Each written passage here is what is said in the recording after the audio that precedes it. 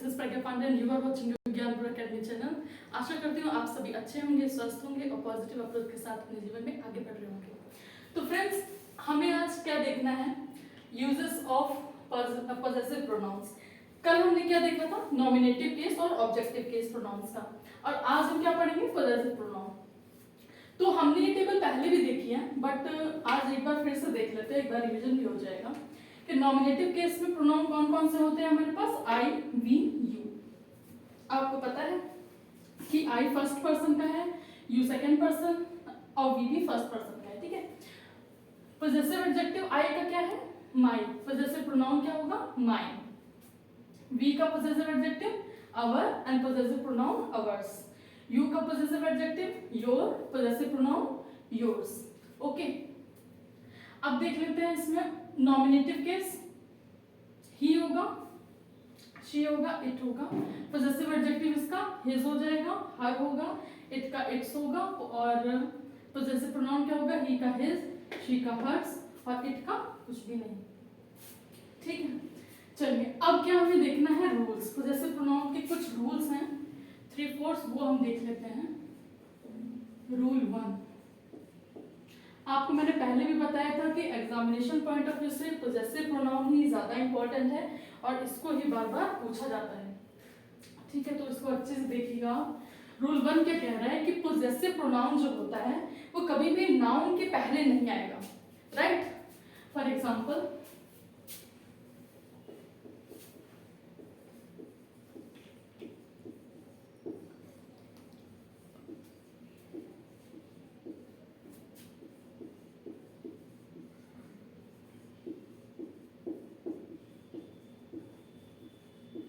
अगर इस तरीके से आपके पास कोई सेंटेंस है, ठीक है, तो वो कंप्लीटली रॉन्ग होगा। क्यों? क्योंकि यहाँ पे जो कॉलेज है वो क्या है? नाउन है, और अवर्स हमारे पास क्या है? पॉजेसिव प्रोनाउन है।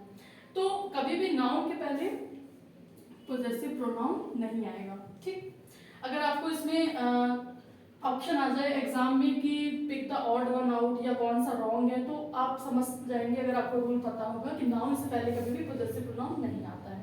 तो इसका करेक्ट फॉर्म क्या होगा कि अवर कॉलेज was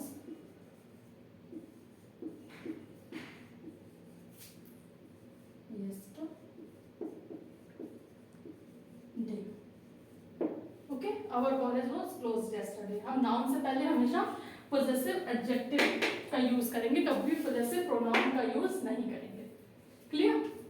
ये आपका सही है और ये गलत है। तो ये तो रूल 1 था। अब रूल 2 देख लेते हैं। रूल 2 क्या बताता है कि पॉजेसिव प्रोनाउन का यूज हम कब करेंगे? किसी सेंटेंस के वर्ब के सब्जेक्ट के रिस्पेक्ट में। ओके, जैसे example, hers is a beautiful sari. Okay, अब देखिए यहाँ पे नाउन नहीं है ना, ये क्या है? हेल्पिंग वर्ब है, उसके पहले हमने क्या यूज किया? Possessive pronoun. ऑलराइट, तो इसका अगर हम क्या अर्थ देखते हैं, अर्थ क्या होगा, मीनिंग क्या होगा, तो होगा कि her sari is beautiful. Her sari is beautiful.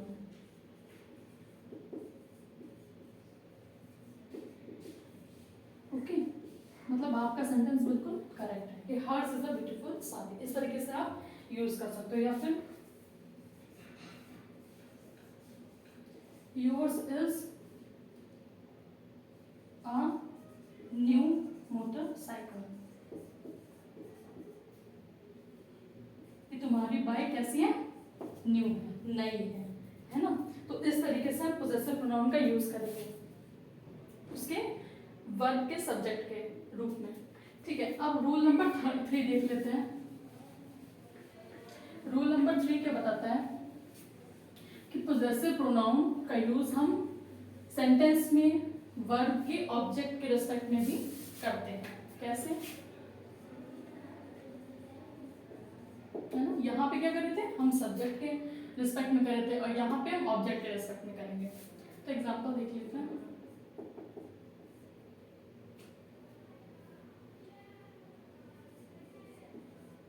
has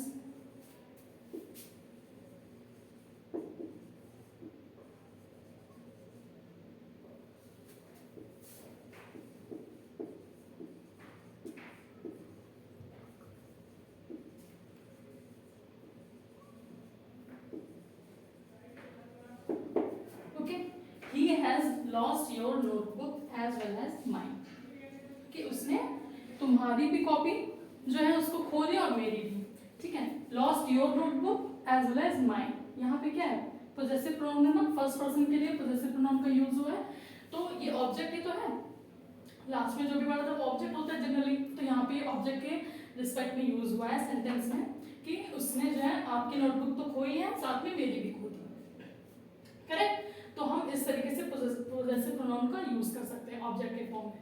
अब रूल नंबर 4,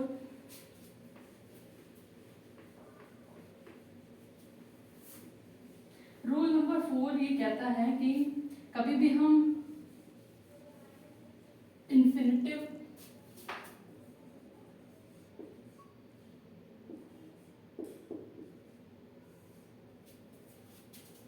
पहला एग्जाम्पल में लिख देती हूँ,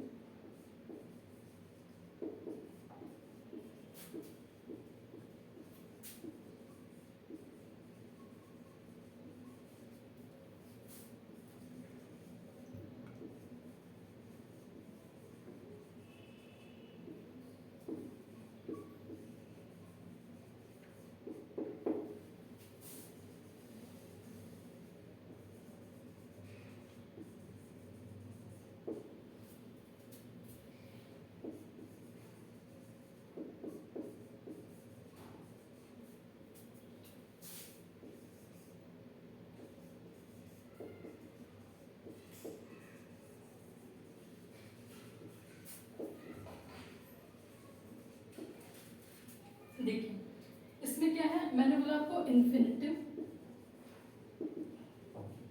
इन्फिनिटिव यानी टू के साथ आपको यूज करना है क्या, पोजेसिव प्रोनाउन।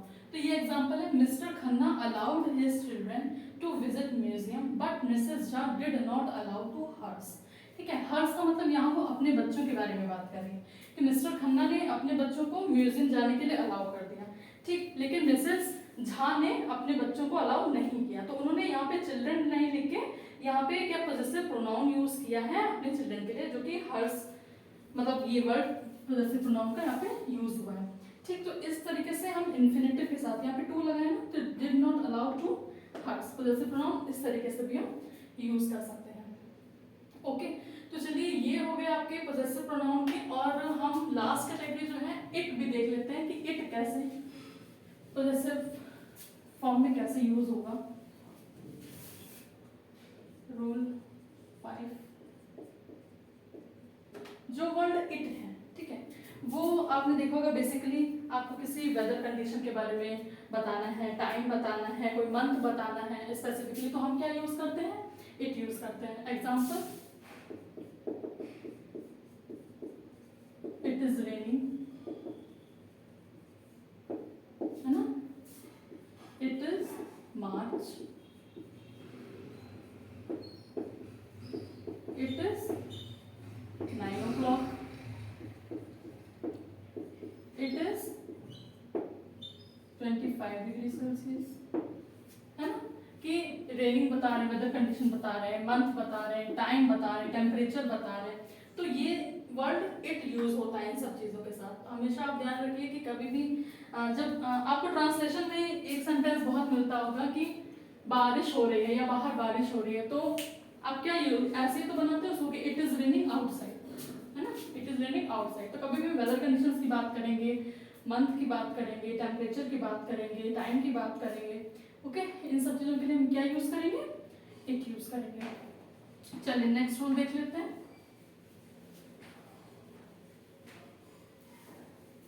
कि और कहाँ पे आपका इट यूज होता है।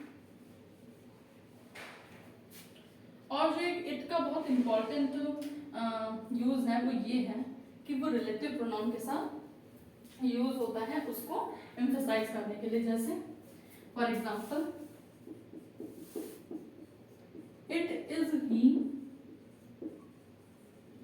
हु हेल्प्ड यू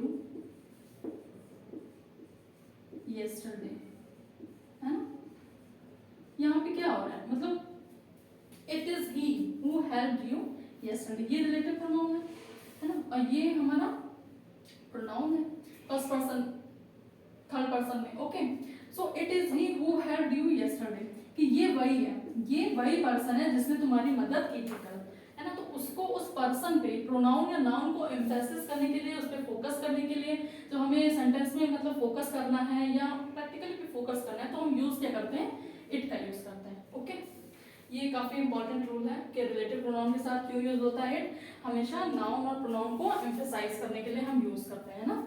क्यों यूज करते हैं, टू एम्फेसाइज द नाउन और प्रोनाउन ना गिवन सेंटेंस, दिए गए सेंटेंस में नाउन और प्रोनाउन पे एम्फेसिस करने के लिए हम इसको यूज करते हैं। करेक्ट। अब देख लेते हैं अगला rule number 7।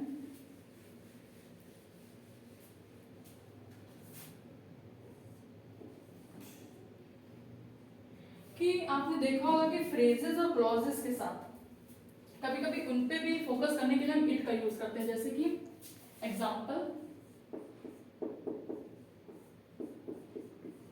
It is admirable to live with an honest person, है ना।